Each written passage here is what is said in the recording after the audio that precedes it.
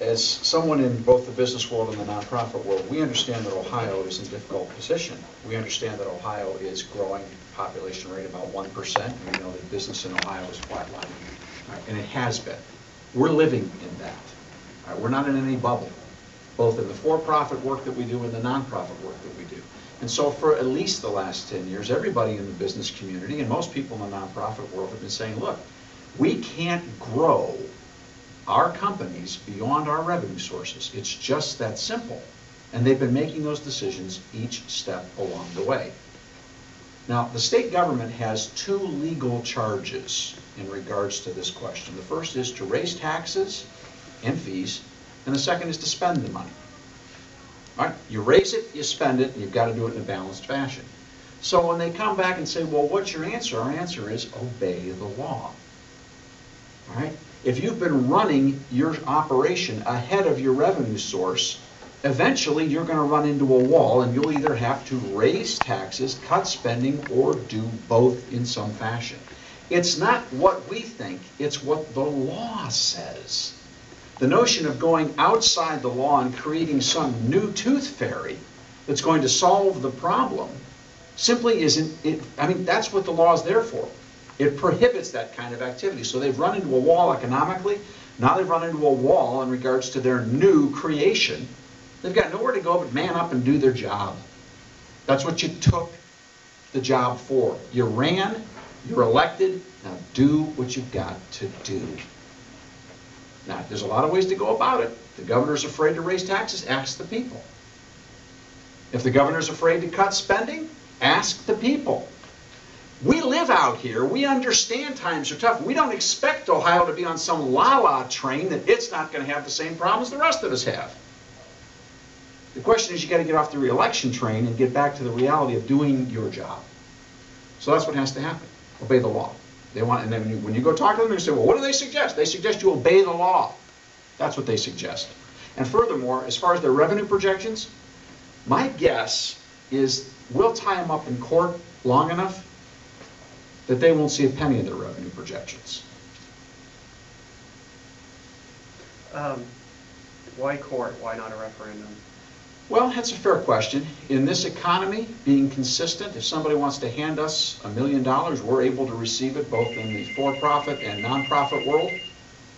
I'll repeat that for you. In this economy that we're in, if someone wants to hand us $1 million, we're capable of taking it both in the PAC or in a nonprofit setting in Ohio under law. If someone's standing there with $1 million to help us get the signatures, we'll do it. But like everybody else in a down economy, we don't have the revenue on hand, so we're not going to spend it if we don't have it. However, it would be fitting for the General Assembly to go ahead and propose a referendum.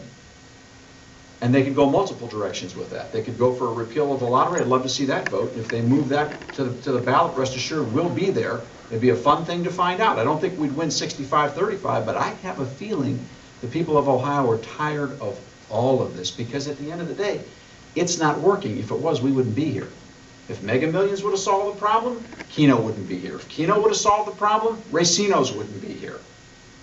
It's not going to work. Two other points, three actually. One is I think we all need to be on alert to watch for political contributions from here. I don't have any proof at this stage in the game, but I'm going to certainly be watching. I want to know who's getting money from whom as this election cycle goes forward now, because people are lining up on this thing. In addition to that, I want to talk just briefly about the whole tribal casino question. The argument that came forward yesterday from the governor's office that if we somehow draw a pencil line around the word VLT, that the Department of the Interior will say, oh, I'm sorry, those aren't slot machines. Therefore, we're not Class 3 gaming. It's under IGRA. What a ludicrous argument. I mean, that is, if my kids tried that on me or your kids tried it on you, I mean, you can't get out of grade school with that kind of stuff. We're going to draw a line around it and say, well, it's a VLT, and according to our statute, we don't consider that a slot. Thanks. I mean, this is where, back to your question, Jim, on credibility. This is why this hurts so much. We've told people from 1990 forward, our fundamental theme here, twofold. Gambling doesn't work, and gambling and good government don't mix. They just don't mix. And you can see the loss of credibility of our state government as they go out trying to create these rationalizations out of thin air. Now, I heard somebody, I was watching it on video, the governor's initial news conference on this. The question, one of you asked a question about, and in fact, it might have been Bill Hershey who asked the question about tribal casinos. And somebody deferred, the governor deferred to someone in the room. I don't know who it was. If you do, you can say, I'll be careful. But somebody said, no impact. Now, I'm going to tell you something. I have, from April 11th, 2008, the file that I handed to Kent Marcus and John Hazley in the governor's office. That very same day, it wasn't April 11th, but it was later in June, almost a year ago to the date, we sat together here in a news conference and gave all of you copies of this material. We had just left the governor's office, we held a news conference, and we explained to the governor the dangers of what was going on with the Eastern Shawnee and the alleged settlement out in Lima. And it was clear as day to everyone in that meeting that if Ohio became a Class 3 state, that would be a very bad thing. And that if Ohio legalized slot machines, we'd be Class 3.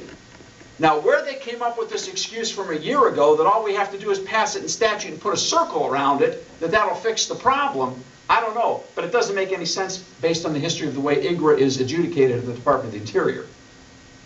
This unquestionably would take us to Class 3, which unquestionably gives tribal casinos another key piece of their strategy. And in Ohio, I'll tell you, this is the battleground. They're going to try everything they can. They already are trying it. You all remember this document. So to say it has no impact is simply, that's a terribly dishonest thing to say. They remind us, the Lima alleged land claim is still sitting out there. Technically, the Eastern Shawnee claim they have settled land in a federal settlement in Ohio through a federal court. And that's their case. They've changed the definition of what the words mean, and they're hoping the Department of the Interior will buy it. Well, and if you doubt that there's any further activity, what bill is that? Senate Bill 149. Senate Bill 149. We encourage you to take a look at Senate Bill 149, in which there is a move in the state Senate to give recognition to the Eastern Shawnee and other tribal groups. And do we know, Melanie, is that the actual Eastern Shawnee from Lima or Lima? I don't know that it's the actual Eastern Shawnee. It's United Shawnee. It has a different name. So there is movement in the legislature now. I did check to see if they were federally recognized. I have not yet found that they are federally recognized. Doesn't mean that it's not there, but the list that I've checked, they're not on it. Which begs the question, can a state confer recognition to a tribe? And again, that's a U.S. constitutional question. As we move in this zone where lawmakers are attempting to get outside the former boundaries, make it up as they go along, every piece and part happens. Because remember, we made the case a year ago that they were one signature away in Ohio, the Department of the Interior, the United States level, saying, you're good to go. If you have Senate Bill 149 that affirms the existence of the tribe, you have Class 3 gaming now going on in the state, their case is constantly growing better. Now, will it be enough? We don't know.